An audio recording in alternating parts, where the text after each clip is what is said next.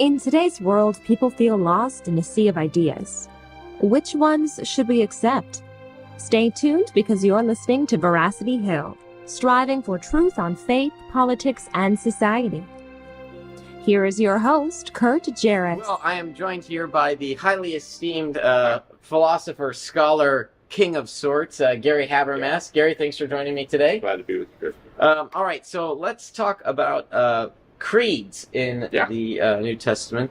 There is this strange little phenomenon in the text where, especially Pauline epistles, where you get Paul, it seems that he's saying something that he's passed along, a teaching or he says that. a wise saying, but sometimes people just sort of gloss over it. So talk to me about sort of these early creeds. Here's the easiest way I think to jump into it. First, I'll make a bombastic statement. Of all the arguments for historicity, creeds may be the strongest one. In fact, if I would have to use one, now not one argument, but one like a genre for resurrection, I think I would take the creeds as a category. Now here's definition. Let's just say, I'm not going to debate the date, but let's say Jesus crucified 30 AD. Let's say the first New Testament book is 1 Thessalonians 50 AD, which is pretty standard. Okay. Easy, 30 to 50s, 20. And we, evangelicals, usually argue like this. You want to know what they did in the early church? Talk about Acts. Well, evangelicals say 60, critics say 85 on Acts. Oh, well, Mark's a little bit earlier at 70. Oh, well, evangelicals say 60, whatever. But they act like that's our earliest date. 60 to 75 for Mark and 65 to 85 for Luke. And that's the range from critics and evangelicals. And so they think, that's really early because Alexander's 300, almost 300 for the first source. And they're right, that's good. But what if we could get back to the doorstep of the cross?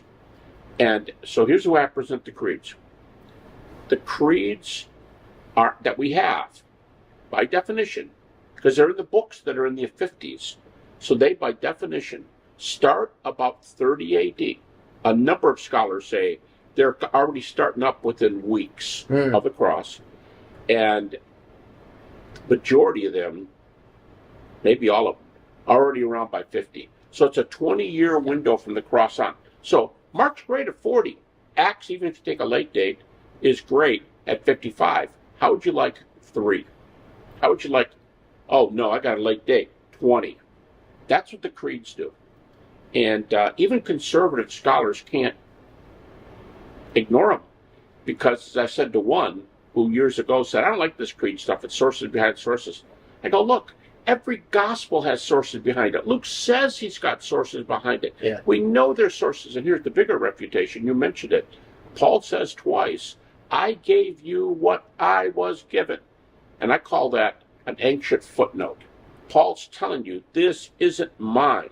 When does it come back? Well, one more comment, then you can critique it or something. Bart Ehrman says that maybe all of these creeds, at least, and I'm putting parenthetically, at least a good number, but he says maybe all of them come from Jerusalem. Anybody in New Testament studies knows how revolutionary that is.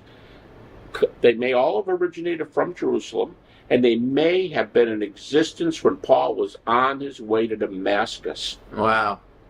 That's 30 to 33. Yeah. Oh, you go, I have a 33 crucifixion. We're not discussing that, but that's 33 to 36. I mean, this window, Right. I think Bart thinks most of them are 3 years. And that includes the Acts sermon summaries, which are species. It's different. But the Acts sermon summaries are a species of creed. And Bart specifically dates them 1 to 2 years after the cross. Yeah. The Acts sermon summaries. Yeah. There's a lot of explanatory notes needing to be said here. So many Christians, they need to realize that there is a time gap between the death and resurrection of Jesus and when the documents were written themselves. So you have 15, 20 plus years of the Christian church passing along this teaching. 40 if you go to Mark. Yeah. So you've got this oral tradition, and sometimes scholars go a bit too far in their hypotheses about, the sources behind the sources or whatever. Well, yeah. But Paul says it explicitly. And so it's Luke 1, 1 to 4. That's right, yeah. So you've got that material in existence in the text, and that's... And critics admit it. I mean, people don't, this might be the most obscure one. We know about Q, not the document, but the verses that are already in Matthew. So whether it's a document or a source, right? It's irrelevant, but we're only talking about them as verses in the text are there. And here's one almost nobody knows, and the critics admit, the Jesus Seminar admits, John is probably based in part on a miracles document. And John has a list of miracles. Yeah. And you know that because he says the first miracle Jesus did was at Cana in Galilee. You might think, well, he's just given a report. But later in the gospel he goes, and the second miracle was, and I think he had a source there. So this stuff's well established. Yep. I like what you mentioned about the Acts speeches, because those are big. And sometimes, again, we need to remember there's no video camera recording what so-and-so said. And so, what do you do when C.H. Dodd says, and he's not the only one, what about when C.S. Dodd popularizes this argument that there's Aramaic originals for most of those Acts sermon summaries? Yeah. Especially the one he says at Cornelius in Acts 10, Petrine. 1 through 5 and 10 are Petrine. 13 and maybe 17 in Acts sermon summaries are Pauline. So, hey, if I could say one other thing, I think a major objection someone's going to say is this. Are you kidding me? This is the best objection there is? I call it hearsay. Guys are talking and somebody makes this up, but it could have been somebody in an old Palestinian bar. For all we know, it was talk over the table. I go, hey, look, here's why it's important. It's not what you're saying. Paul goes up to Jerusalem 3 years later. He interviews Peter and James. He says, if you accept the pastorals in particular, whoever is writing those, some people think they use Paul's name because they're Pauline, but they're from the Pauline school. They're not Paul's. Or whatever. It says over and over and over and over, here's a trustworthy saying. Observe the teachings of the elders. These things came from the big boys. They came from the ones in the beginning. Now, if James and Peter, by the way, the leading theory, the consensus New Testament view today is that creed in 1 Corinthians 15. Paul got, if not the creed itself, at least the content of the creed from the eyewitnesses. Now, these little stories in the bar are being told by eyewitnesses who are willing to go through their death. And those guys, both of those, all three of them, Paul, Peter, and James, brother Jesus, we have first century sources for their martyrdom. So what I'm saying is, they're not messing around with this stuff. They're putting their life on the line. So since the sources are early and eyewitness and serious enough to be willing to die, that takes it out of the gossip range into the real serious testimony. And no other religion has this stuff. Certainly people hate it.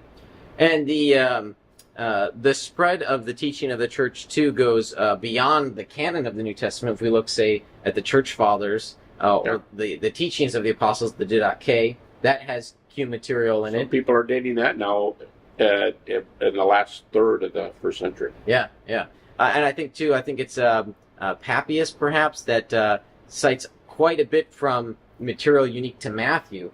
So there's belief that the Matthew tradition... Unfortunately, only have his fragments. Yeah. But you have Papias. I've got a friend who did his master's thesis at a major school on the date for Papias should be moved back from 125 to 110.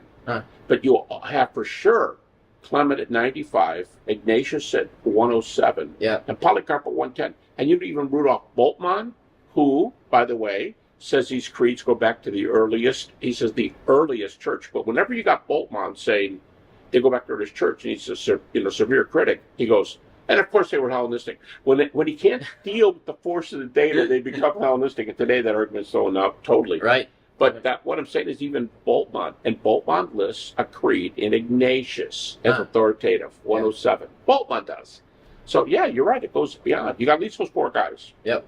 Ignatius, Polycarp, Clement, and Papias. Yeah. And it may have been Ignatius I was thinking of for unique Matthew too. I'd have to go back and check. Ignatius also says that when Jesus offered himself to the disciples, we only have the two women having touched the risen Jesus. The women holding him by the feet, and then don't cling to me, actually, in the Greek, is stop holding on to me. So the women had him in both places. The first trip to the tomb, third trip to the tomb, Mary.